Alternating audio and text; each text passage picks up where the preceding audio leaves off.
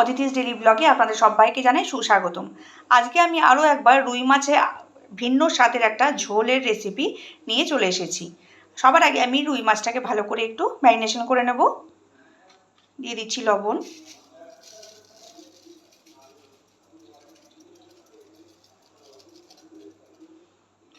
দিয়ে দেবো হলুদ,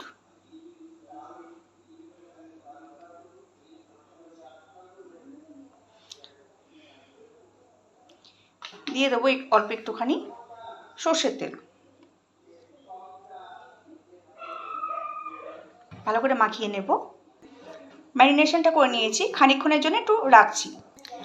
মাছের ঝোলে আমি যা উপকরণ দেবো সেটা হচ্ছে কি, আমি দুটো বড় আলু কেটে নিয়েছি পাতলা করে, আর নিয়েছি একটা হচ্ছে কি পেঁয়াজ ভালো করে কুচি করে কেটে নিয়েছি, একটা গোটা টমেটো নিয়েছি ভালো করে গ্রেট করে নিয়েছি।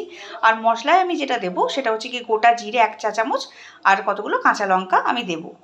মাছটাকে বেশ খানিকক্ষণ আমি একটুখানি এই ম্যারিনেশন করে রেখে দিয়েছি। এই সময়তে আমি মাছটা ভালো করে ভেজে নেব। সর্ষের তেলে পুরো রান্নাটা হবে। তেলটা গরম হয়ে গেছে, ভালো করে মাছটা ভেজে নেব। খুব বেশি কড়া করব না।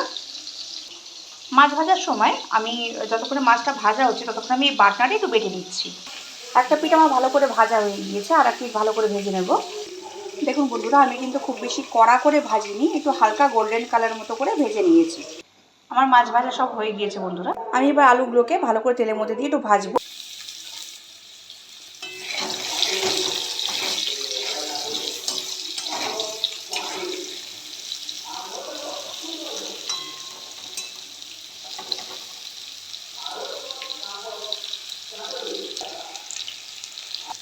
এর আগের দিনকে আমি মাছের ঝোলটা এর আগের দিনকে যেটা বানিয়েছিলাম সেটা 5 ফোড়ন দিয়েছিল। আজকে বানাচ্ছি জিরে বাটনা দিয়ে বানাবো রান্নাটা। আগের দিনকার যে মাছের ঝোলটা তার স্বাদটা একটু অন্যরকম, আর আজকের মাছের ঝোলের স্বাদটাও কিন্তু অন্যরকম। এই সময়টা আমি পেঁয়াজগুলোকে দিয়ে দেবো, একসাথে পুরো ভাজাটা হয়ে যাবে।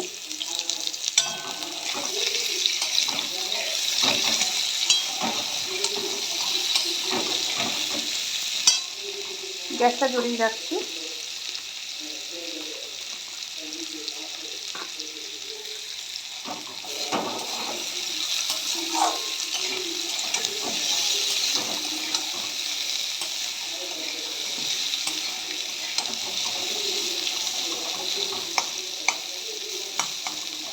তবে আজকে যে রান্নাটা করব সেটা আমার এক বন্ধু আমাকে এইভাবে রান্নাটা করতে বলেছে। আমি ওর কথাতেই একরকম আপনাদের সাথে এই রান্নাটা আজকে শেয়ার করছি।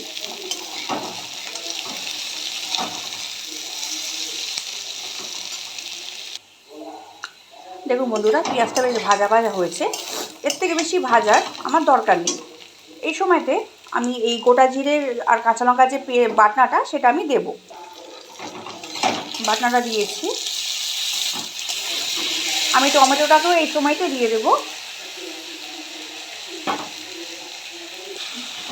সামান্য একটুখানি জল দিয়েছি, একটু ভালো করে বেশ কষিয়ে নেব। রান্নাটা একটু ঝাল ঝাল হয়, তবে আপনারা মনে করলে কিন্তু অবশ্যই লঙ্কাটা বা ঝালটা একটু বুঝে তাই দেবেন।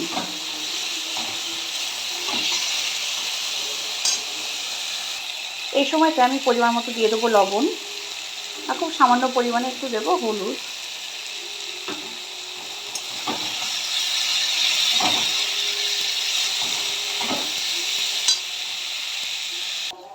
দিয়ে দেবো সামান্য একটুখানি কাশ্মীরি লঙ্কা গুঁড়ো।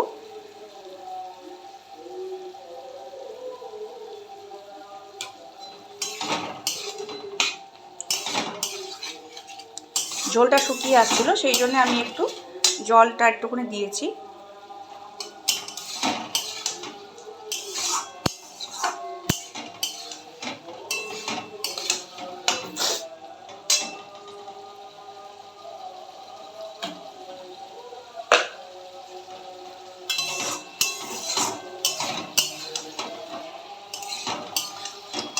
আজকে আমাদের পাশের বাড়িতে একটু হরিনাম সংকীর্তন হচ্ছে, তো সেই জন্য একটু আওয়াজের অসুবিধা হতে পারে।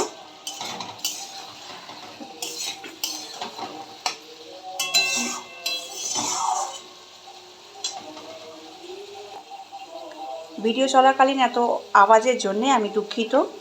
নিজে গুণে ক্ষমা করে দেবেন আমায়। এই মুহূর্তে এক্ষুনি আমার সেইভাবে কোনো সেট আপ হয়নি। যাই হোক, রান্নাটা বেশ সুন্দর করে কষানো হয়েছে।